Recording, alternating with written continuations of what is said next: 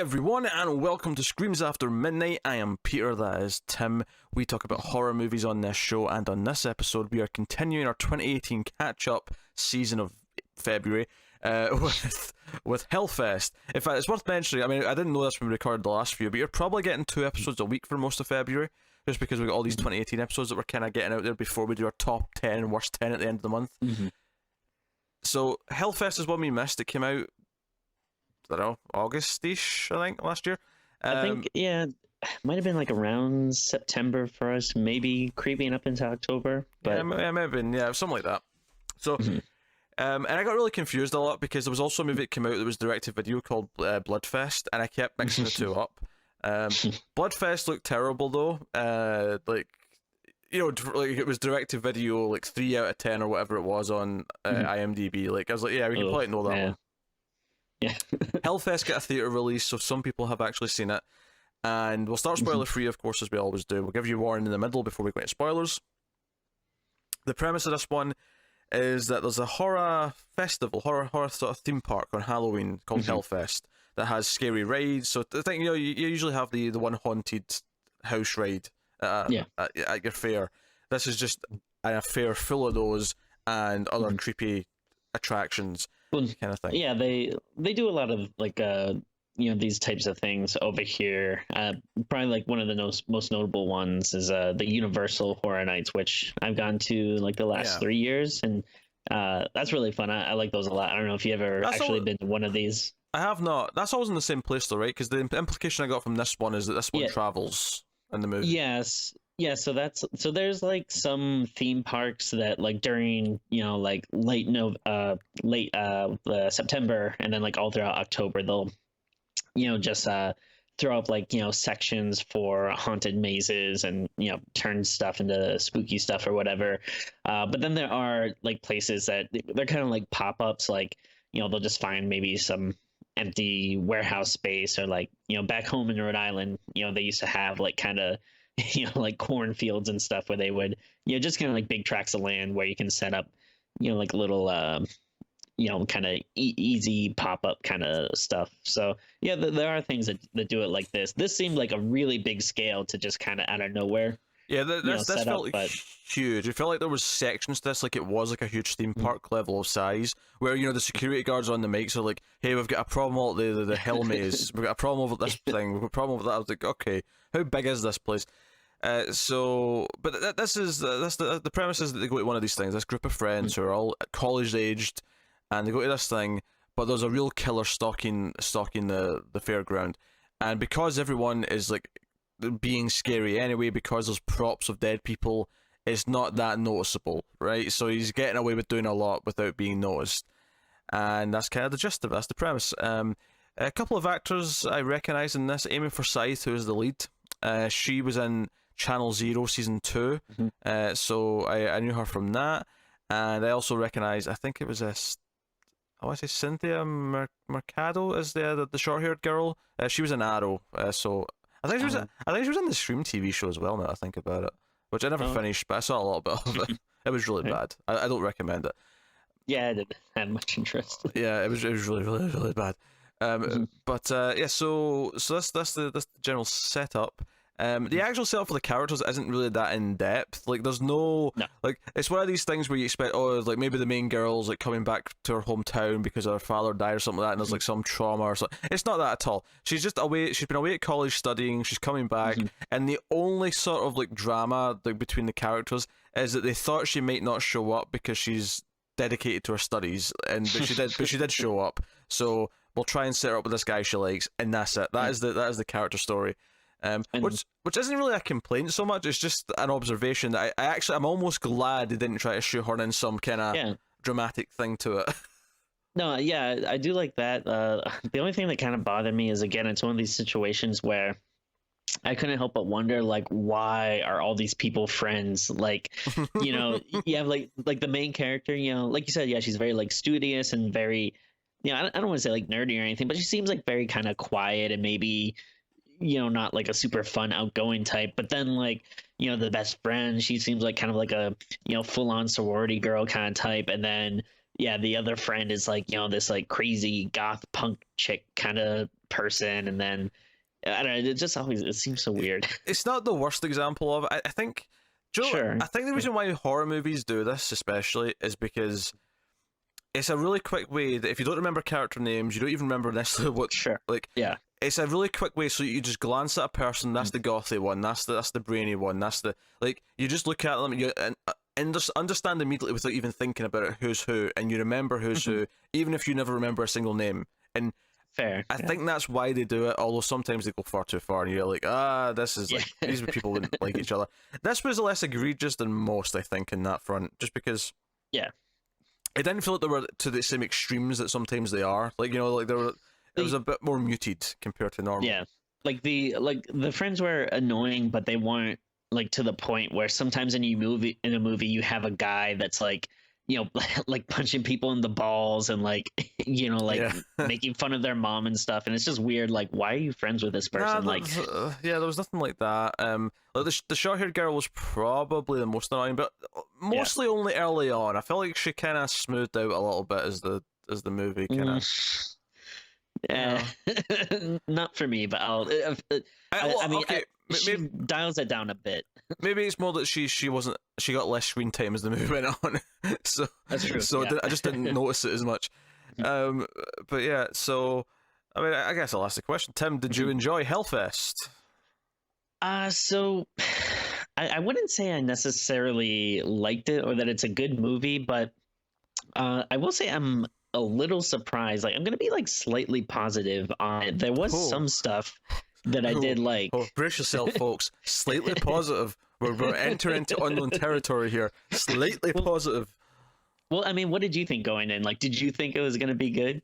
I thought it was going to suck. Like, I thought the premise sounded fine, but like, I just assumed it was going to be one of these like generic Hollywood movies. Yeah. Because what I'll say, like real quick, just I'll say I think the premise is really cool, and my biggest complaint is I absolutely hated the characters. Like, pretty much everyone, like the main character is fine, but she is pretty boring and bland. But everyone else just really bugged me. But I actually kind of thought the kills were pretty good. Like, I was surprised about that, and that's what it kind of made it like somewhat entertaining for me. I still wouldn't say it's a good movie or that I liked it, but I was like, this isn't like horrible. Not as bad as I thought. Joe, it's funny actually, because I don't think the characters are too bad. I mean, yeah, I think the short-haired girl is a bit much. Her boyfriend's also a bit of annoying. But like, I felt like because it was a bit more muted than normal, I thought Amy Forsyth was a pretty likable lead. She's not like a great character or anything, but she's likable enough. She's good in general, so it's like nice to see her. But yeah, I thought her love interest, Gavin, I thought he was a fine. Like, like it's like there was nothing that likable about him, but there was nothing unlikable about him either. He was sure, yeah. He was just like he was fair. He felt like a normal human being for the most part. Yeah, exactly. Yeah. And I kind of appreciated that. Like, I think I went into this expecting like a 3 or 4 out of 10 like generic Hollywood crappy horror movie, and instead I got something a bit more, I guess, slightly positive, like you put it, because I think the killer himself is horrible. Like the first shot we get of the killer where it's behind him, and it's like he pulls up his hood, and it's just a hoodie. Like, he's wearing a hoodie. Like, it is the most boring design for a serial killer ever. Oh, and like one of the biggest characteristics about him is that he has like a piece missing on his shoe or whatever. Yes. He's got this generic mask on, and it's just he struck me as really, really generic and bland, and I to the point where I was shocked when we got to a kill that was actually like, oh, that kill actually showed a good bit of violence. Right. Oh, yeah. okay. Yeah. All right. I'm into it. Do you know what this struck me as? Do you know what it really felt like? And I think the music went with this. The way the characters were with each other went with this. The tone of the movie kind of went with this. It felt like a slasher movie from the mid-90s to me. Yes, I can see that. Like, it felt like it had that kind of pace to it. It felt like it was never going to have that much bite. The kills were definitely better than a mid-90s slasher movie, but everything else about it felt like a mid-90s slasher movie to me. Right down to the fact that it's a good hour into the movie before the characters really know that they're in that much danger. Like the one character might go missing and be killed like earlier on, but they'll not know there's a problem for a while.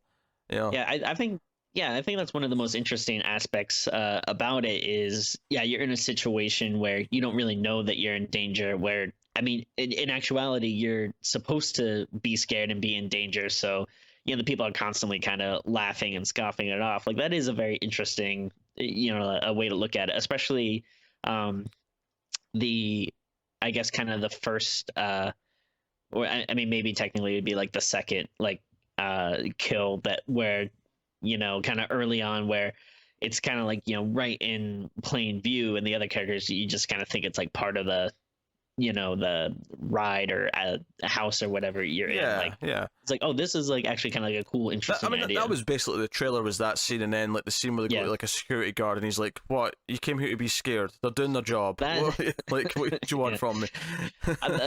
That part was really frustrating. Like the security guard was so bad, but they're also like really bad at kind of like explaining what was going on.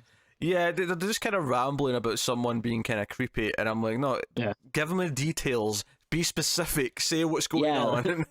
Yeah, like just like stop and think for a minute and actually tell them, and maybe could have gone a little better, but yeah. I mean, one thing that I do hate but I mean, maybe it's just because I've been to these places before, so I do kind of hate this in general, but I just hate the constant like, people pretending to be scared and like running around and be like, "Oh, hey, look at this guy," blah blah blah. Like yeah, that got on my nerves a little bit. Also, if you ever been to these places, I mean, maybe there are ones that are like less popular or whatever, but like a lot of the times when I go, like they're super crowded. So it's kind of like just like, all right, get in there, get in there, get in there. Well, this, they're just like wandering around the house like all by themselves. Like this would never happen. Like you would get like maybe a minute tops before they're like, all right, keep the line moving. We got to get people in here. Yeah, but that wouldn't be creepy though. That's true. Yeah, this is just bringing my real world experience. Creative license there, I think, just to make it. And actually, it's also made me think of a really good documentary. I don't know if it's still on Netflix, but I watched it around last Halloween or so. They have a documentary. I think it's called "Haunters: The Art of a Scare" or "Art of the Scare," which is about like all these people like that do like their own homemade horror mazes and stuff. And some of the people get like really intense. Like there's this one clip they were showing where like someone's walking through like a lot of times there's people just set up stuff like in their garages or their back house or the backyard or whatever. And there's like this one clip where this girl's just walking by and this guy like pops up out of the couch and grabs her and just drags her into the couch. And it's like insane. That's a lawsuit waiting to happen, quite frankly.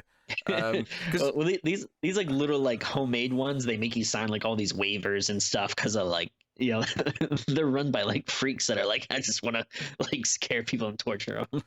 Yeah, that was not the thing. really freaks. I'm kidding. But, because the big maze at the end, they had to sign a waiver in this to like to say that it's okay that they're not allowed to be touched, and I'm like, yeah, I don't know. Like I feel like this is a weird thing to accept. There's also really like intense ones like that I've thought about doing before. Like there's this one called like Blackout where you have to sign like a lot of like waiver forms and stuff, but like I don't know, people say that they've gone in there and they've been like waterboarded and like like chased around by naked people, and like a woman will come and take like a bloody tampon out and like throw it at you and stuff. Like what? Yeah, such a thing is too far. Such a thing is just too far. We'll go one day if we get enough Patreon money. I'll sign us both up.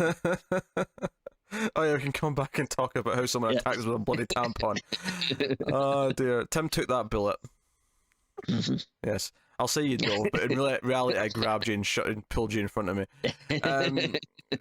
So the movie, like, I think it's like it's not a particularly good movie, but I was almost impressed with how little I hated it because I was expecting to hate it. Yeah, like this is what I call like a perfectly watchable movie. Like there was no point where I was like, oh god, how much longer do we have left, or like, oh man, I just want to shut this off, or like, oh, when is it? It's like, oh, it held my attention, and that's it doesn't sound like a hugely positive thing, but some of the movies we watch. I mean, at the same time, like, beyond some of the kills, it never really rose above anything that I'd recommend it to anyone, but like, and I do think the last like 20 minutes where there's just mostly the final chase, if you will, was kind of just kind of generic, going through the motions. Like, the direction is not that exciting. The direction is pretty, again, standard. That's what part of what makes it feel like a 90s slasher movie more than anything. So I can't like be that positive on it. Like, a couple of good kills. I didn't, the lead character I didn't hate. She seemed likable enough. Actress was, pretty decent. It was like, this is a passing grade and no more. Like, it's in school. This is your C. You're getting a C, and it's a passing grade, and that's it. Yeah, it's kind of like right down the middle for me. Like, it's I'm not in a rush to watch it again or anything, but I don't. I wasn't mad that I did have to watch it. Yeah. So we'll say spoilers then, full spoilers for Hellfest, so we can talk about deaths and stuff. So. So I think the first proper death that made me go, oh, maybe these deaths are actually going to be quite good, was the love interest Gavin, who I did not see dying first. Obviously once he separated, I was like, okay, I guess he's dying first, but before we go into that though, I just want to mention real quick, like the first kind of kill that, like, the group of friends, or I guess the main character witnesses, where he's like chasing this kind of random girl, throughout the park. Well, hon, she's not that random. There was a scene where she bumped into him and said, "What's your problem, freak?" or something like that. But I actually, like, she really made me mad because, like, she bumps into him, and then like you said, she is like, "Oh yeah, what's your problem?" whatever, and then she's walking away, and then she says something like, "I am just so sick of these assholes trying to scare me," and I was like, "Where do you think you are? Like, you came to a park where people are trying to scare you." Like, I'm kind of glad she died. This is what you paid for. Like, buying a ticket for this is literally asking to be scared. Yeah. Oh, and that's actually another kind of complaint I had about, like, the main character is, like, it seemed like she at no point had any idea, like, what kind of place she was in, because people kept trying to have to explain stuff to her, but it's like, did you not talk at all when you were like, hey, let's go to this thing, or do you just have no idea, like, what the concept is? Because it seemed like she just kept getting freaked out by, like, wait, what is this, what's going on, what is it? It's like, it's simply like you're in a park where people scare you. That's all you need to know. Yeah, I mean, I guess you can kind of let away with it to a point, and that she was dragged to it, kind of. Sure. Because she didn't really want to go. She was kind of, I don't really want to go, and she kind of get talked into it because the guy was going, and it was a whole thing. But yeah, so Gavin's death, he gets like the hammer, what would you call it, where you hit the thing and the bell goes up, or the ball goes up to the bell. It's like a test your strength thing. He gets his head whacked with that hammer, and his head goes smoosh. I was like, oh, that actually looked kind of good. I was kind of into that. And like, of course, like, the bell, then it like cuts to the bell going up and ringing, which is like cheesy, but it's kind of like, oh, that is kind of cool.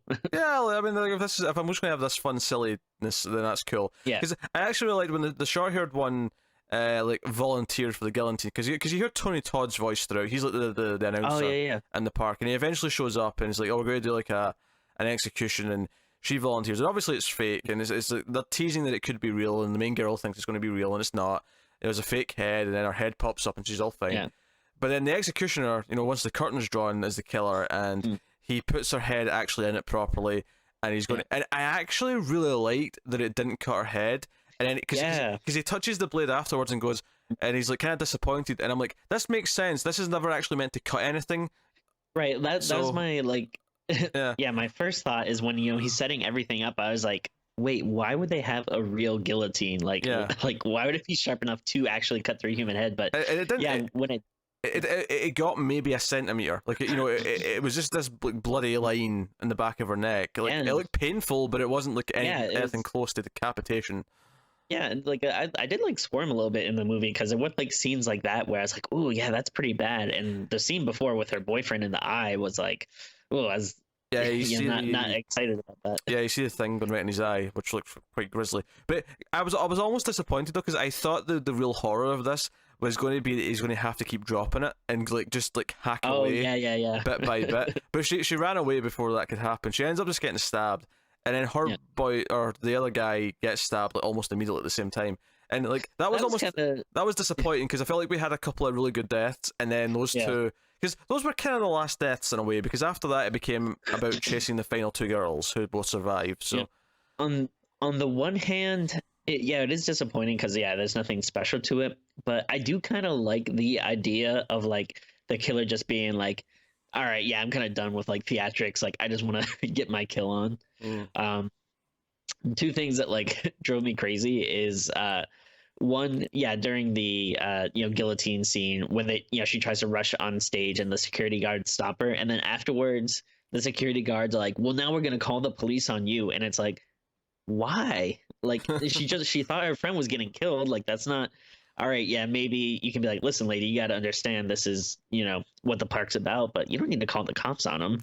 And then also the thing that drove me crazy was all right, so once the two friends get stabbed like out in the open, everyone realizes it's real, and all these people start running and all these directions and stuff. And at that point, it was kind of like there's so many people at this park, and everyone seems to understand that this killer is real because they're all fleeing from him. But I'm like, he's just a guy though. Like, can't like a couple of people like just like grab him and Yeah, the cynical thing to think here is that he's only got a knife. Like, if he had a yeah, gun and everyone ran from him, I'd understand it. sure, But yeah, he's got a yeah, knife. Like, seriously, like 2 or 3 guys can't just tackle him quickly yeah, and yeah. disarm him. Like, I mean, I mean, and I'm saying this as as a coward myself. I would yes, obviously be the first one yes. to run, but surely there must have been some brave people there. Yeah, in a group that large, you expect there'll be a few heroes to emerge. Yeah.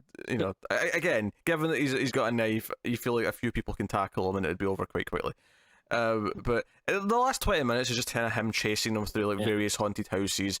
It reminded me oddly of the end of Beverly Hills Cop 3. I don't know if you remember some of those I've never scenes. seen any of those Have you movies. not? Okay. No. But it reminded me of that. It reminded me of a lot of like movies like this where is that they're chasing through this kind of set. And I think Urban Legends Makes 2 sense. was like chasing through like a horror Mm. set or something like that as Mhm. well. Yeah. So like so you had that, and then that was basically it. I will actually complain though, because the ending there was like a sort of little, not a twist, but there's this little coda ending because the killer gets away with it. He disappears, no one catches him. And the ending is basically he goes home, he hangs up his mask, and it turns out he's got a different mask every time he does this. So he's got like a whole cupboard of masks. One looks very much like Leatherface. Not gonna lie. And he he puts in like the photographs that he stole from the couple because they were in the kissing booth, Oh yeah. and it's like he's got mementos from all the years that he's been killing people at these events. And he goes into another room, and there's a little girl, and she's like, "Oh, daddy!" And she hugs him, and it's like the ending, the twist ending, I guess, is that he's a normal man with a family. He just does this like Mhm. once a year. This bugged me because I once had an idea for a movie in high school that, Oh. that ended this way, but it's bugged me now because I think like 3 different things I've seen since then. I mean, it's been like 15. Well, that's not been 15 since I've ended high school. It's been 10 years, but like in that 10 years, I've seen like 3 different things use that ending more or less, and every single time it Yeah. upsets me. I'm like, how dare you? My version was better, you bastards. I think I think we might have talked about this before because I thought of you during the end, and maybe that was why. But yeah, like I do like that idea. I feel like in this movie, there's maybe not enough like nuance to really make Yeah. it that hard hitting. I don't think he was sinister enough. I think for this ending to work, where you find out he's a normal person with a family, I think the movie has to be more serious. Where it's actually quite a schlocky kind of movie, Mhm. right? It's a fun slashery movie. It's not like, I feel like if it's like Henry Portrait of a Serial Killer, but then he goes home at the end and he's got like a normal family, that's a shocking ending. Yeah. This I don't really care. Like. Yeah, it's just like fine. Yeah, the killer's not serious enough to really give a shit about who he is. Mhm. So that's what it is. So the ending was a bit of a whimper. So like it's weird because obviously we're not praising it that much because it shouldn't be praised Mhm. that much. It's very Yeah. middle of the road, but it's also impressively not terrible like a lot of other Yeah. movies, and like I thought it would be. Yeah. No, I agree completely. Yeah, that's what it is. I don't know.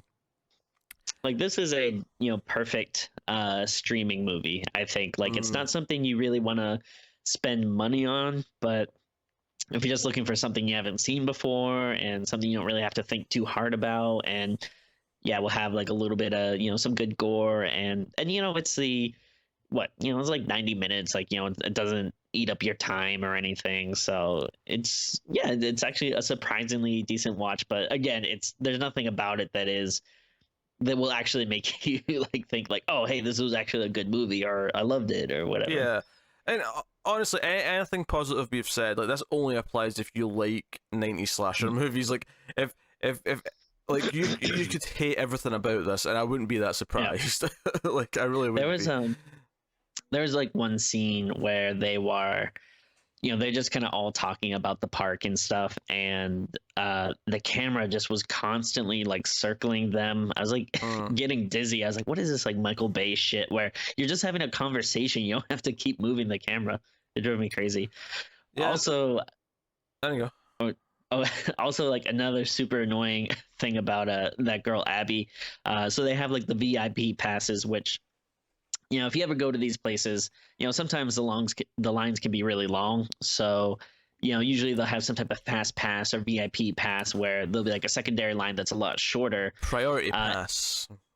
Exactly. And then, but it drove me crazy that she like didn't understand the concept of, like, she was trying to run right into the park, and they're like, whoa, like, hold on. And she's like, what are you talking about? I'm VIP. And it's like, yeah, you still have to wait to have someone let you in. Like, I don't know. I've never seen such like a stupid, like, fundamental misunderstanding of, yeah, it's a shorter line, but you still have to go and wait a little bit. Like, it's like you just run in and do whatever the hell you want.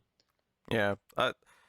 Yeah, she was easily the most annoying character of the bunch. Yeah. She was there to be the one that was kind of argumentative, but they never played upon it too badly though, as well. Like, because like you felt like it was going to maybe like, she's going to end up fighting with the main girl, and they're going to have this big tussle or something. Yeah. And it never was. There was never any of that kind of thing, which I appreciate. I appreciate it didn't do some of the more annoying elements that I could have expected. Mm-hmm. Yeah. And they kind of explain why, because Gavin dies quite early, and they kind of explain why he's not around for a while.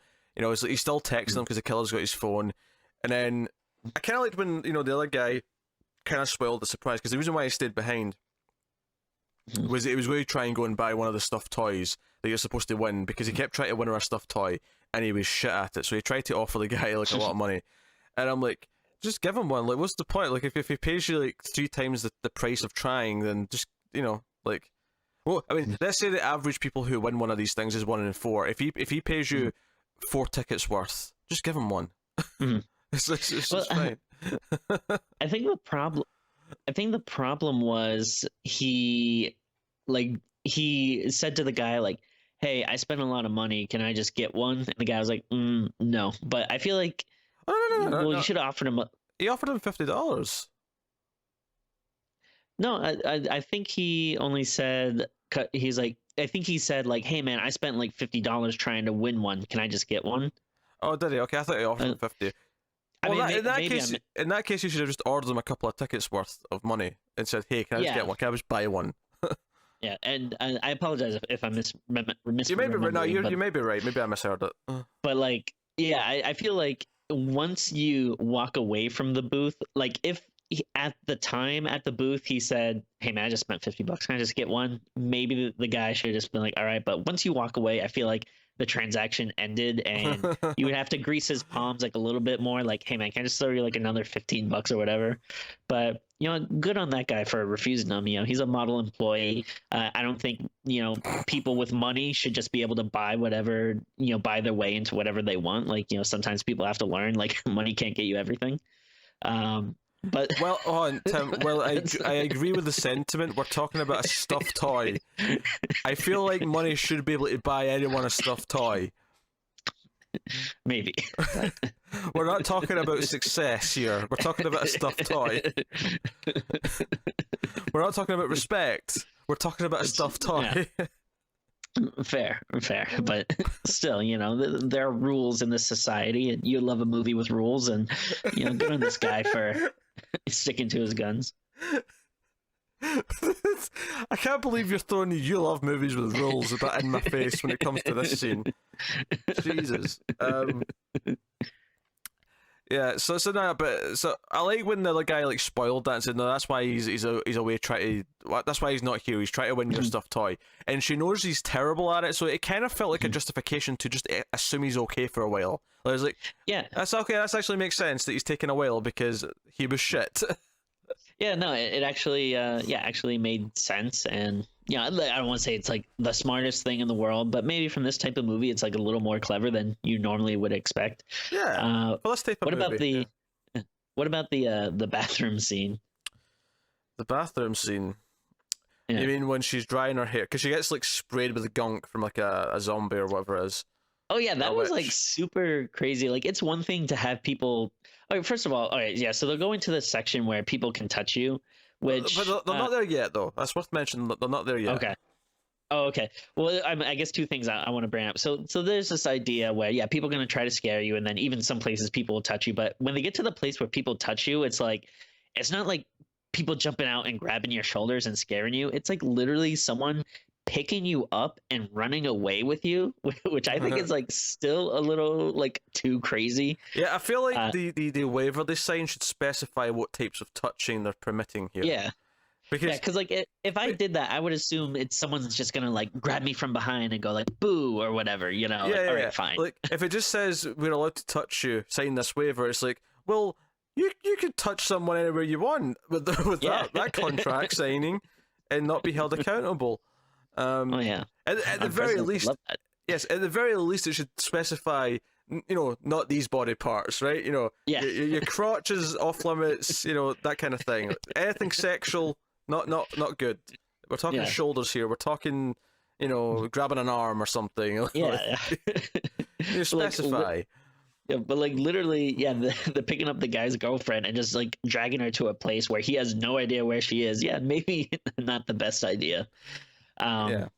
And then also the scene you're referring to where yeah, like a zombie or monster or something like spits a bunch of green goo. It's like that's disgusting. Like that, if you probably just ruined your clothes. Like who knows what that stuff is made out of, or at the very least, I hate walking around in like wet or sticky clothes or anything. Like if I spill something on it, I'm just like I instantly want to change. I hate that feeling. And she goes to the bathroom and she's drying her hair at the hair dryer, which obviously it's not even a hair dryer; it's the hand dryer. But she's got her head sort of dipped down. She's drying her hair, and she's got her eyes shut. And the killer comes up and kind of like brushes against her hair with her eyes are shut. And then Batman's out the scene, and she doesn't see him. Yeah. And then she goes to the bathroom, and then she's in the stall. And I know you like this scene because you like scenes where characters are on toilets, but I feel like, Tim, if people took you seriously, they'd have a lot of weird opinions about the things I like.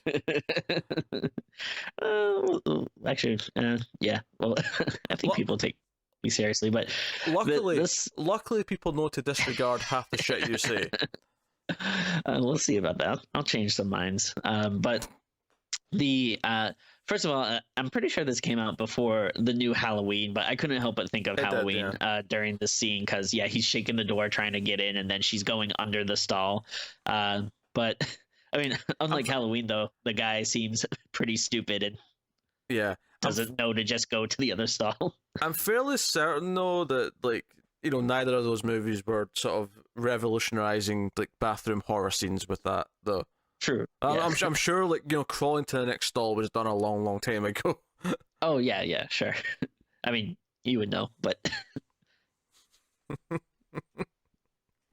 oh, I've got a list, but I'm not going to bring it up. Here's a list of the movies where there's been bathroom horror scenes. But hey, yes, Tim. Oh no, there's like what's that website like Mr. Skin or whatever way has like all the movies with nudity or something, or like I think he like has like the specific times of like, oh, this is the person gets naked here, so just have a website like that for all the times when someone's on the bathroom. You would know, I suppose. So yeah. Oh, everyone knows Mr. Skin. It's like no, who knows Mr. Skin? I don't know Mr. Skin. You ever heard? It's like a I don't know, some popular website. Yeah, for you. People joke about it all the time. Yeah, he's looking up. Okay, what movies? All the nude scenes in The Boy. And I used to look at them. I can although, confirm there are no. Well, maybe there was. I don't remember, but I don't think there was. But on that subject, though, Ugh. see, I watched Hard Ticket to Hawaii on stream with the audience a few weeks ago, and it was on YouTube. That's how we were watching it. The top comment was just a list of timestamps, and if you clicked on the timestamps, it was just all the scenes where the topless scenes were. It was all the boobs. I was very. I saw the score you gave it on Letterboxd, and I was very upset. You gave it like 1.5 stars or something. I'm like, you crazy? The movie's great. Well, no, I had fun watching it, but some objectivity here, Timbo. It's a terrible movie. Just because there's a skateboarding scene with a rocket launcher and a sex doll, does not mean it gets a good score. That's the one where they have like the frisbee with like spikes on it. Razor blades it was, but yeah. Razor blades, yeah. Yeah, and they also use a rocket launcher on a giant, well, not a giant snake, but like a big snake. Yeah. Yeah. And the snake's head explodes. It's the whole thing.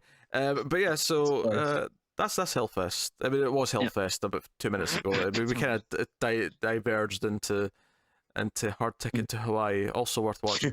So what are we rating Hellfest, Timmy? I mean, yeah, like it can't go too high, but again, surprising myself, I'm not going to go too low. So I think I'm just going to go right down the middle and just give it a 5. It's like perfectly fine watch, but yeah, it doesn't do anything to elevate it. Give it that extra, little bit to make it an actual good movie. Yeah, but no, I think a 5 is a good score for it. I think it's. Maybe even stretch it to 5.5 because it is just a little bit more easy. But I'd say it's a 5 out of 10, and I would say that it's a very painless 5 out of 10. Because I feel like there's some 5 out of 10s where they're right down the middle that are a bit more painful to watch because they are kind of frustratingly mediocre. This, on the other hand, feels like a movie that should be worse, but is actually elevated to this level. So it actually feels like a breeze to get through by comparison. So it's an easy 5 out of 10. Yeah. If such a thing even exists. So, yeah, there you go. That's Hellfest. So we'll be back with other 2018 movies, because I don't know what order I'm going to put these episodes up, because we're recording them a little bit in advance. So this could be the last one before we do our rewards. I have no idea. It could be early on before some of the other ones. Who knows? Who's to say? It's probably earlier though, because we've got like 3 or 4 still to record. But could be the last episode of the podcast ever. Who knows? That's not true. Don't listen to Tim. Well, if one of us dies. Okay, yes. Barring random sudden death, yes, so that's a potential. Well, I guess if I die, it'll be the last episode. If you die, I don't know, I'll probably just bring in like one of your cats or something. Tim, we just started selling merch. We can't stop now. Oh, sure. We've sold Screams After Midnight bags and T-shirts now. We can't be stopping. There's links in the description to both the US and the UK store. Should you wish your Screams merch or other Male Fuzz TV merch of any kind, you can go have a look. So you can of course support us that way. You can support us more directly through Patreon at patreon.com/MaleFuzzTV. You can support us $1 per month or more, and you get access to some extra stuff. Also, like and subscribe, all that usual stuff. That also helps, of course. If you can't give us money, that's fine. Money's tight. I get it. It's fine. But you can like and you can subscribe, and you can comment, and you can rate us on your podcast app of choice. But otherwise, that is us. Thank you once again for watching or listening. We always appreciate it. Keep watching scary movies, guys, and we will see you next. Tim loves the boy. Time.